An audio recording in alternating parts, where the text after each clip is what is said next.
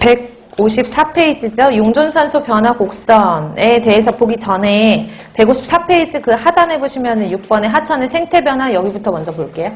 하천의 생태 변화 보시면 첫 번째로 위플의 사지대라고 나와 있을 텐데 위플이란 사람은요.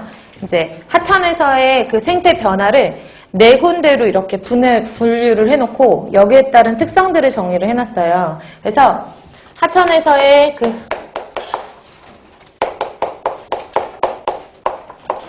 사지대에 대해서 설명을 드리면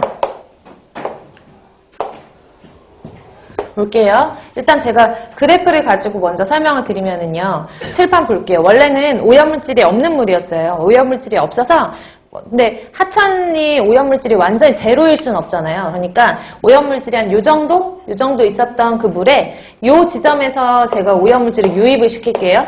오염물이 유입이 됐어요. 그 오염물질의 농도가 이렇게 딱 높아지겠죠. 그쵸? 이렇게 높아지고 하천이 지금 흘러가는 거예요. 하천이 흘러가고 있는 지점에서 한 점에서 오염물질이 유입되면 하천이 흘러가면서 오염물질이 그대로 남아있는 게 아니라 하천 스스로 깨끗해지려는 자정작용에 의해서 오염물질이 점점 농도가 낮아진단 말이죠. 그쵸? 그래서 원래 상태로 이렇게 돼요. 그럼 여기까지 됐다는 게 뭐가 됐다는 얘기예요? 자정이 됐다는 얘기죠. 그쵸? 자정이 됐다라고 생각을 하고 또 하나는 산소 농도 그릴 거거든요. 산소.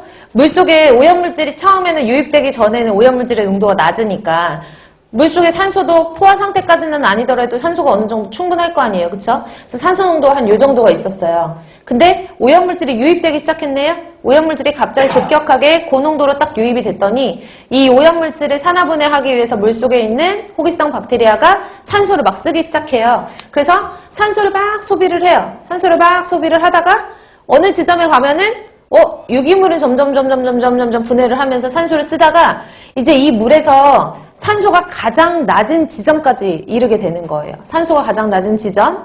그리고 나서 이제 계속 산소를 이렇게 소비하는 게 아니라 봤더니 산소가 물속에서 부족해지면 뭐가 일어나요? 재포기가 일어나잖아요.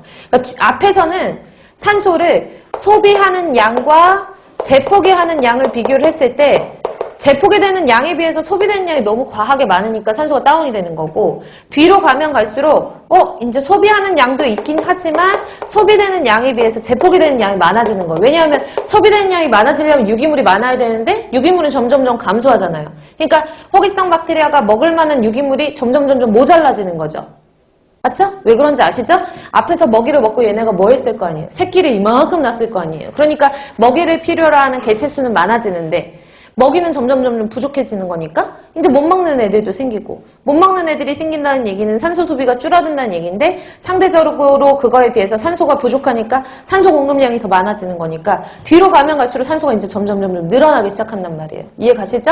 그래서 산소가 어떻게 낮은 2호 지점을 통과를 해서 다시 산소는 원래 상태로 이렇게 회복이 되면 요 후반에는 원래대로 산소가 높아졌네. 그쵸? 원래대로 유기물의 농도가 낮아졌네. 자정이 되었다라고 판정을 하는 거예요. 이해 가세요?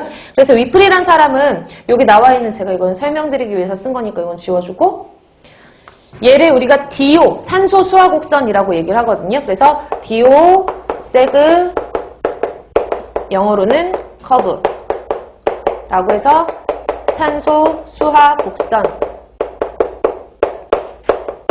이라고 하는 거고 밑에 있는 하얀 거는 유기물의 농도겠죠? 그래서 뭐 유기물 BOD의 농도라고도 하고 유기물의 농도 이렇게 표현을 해요.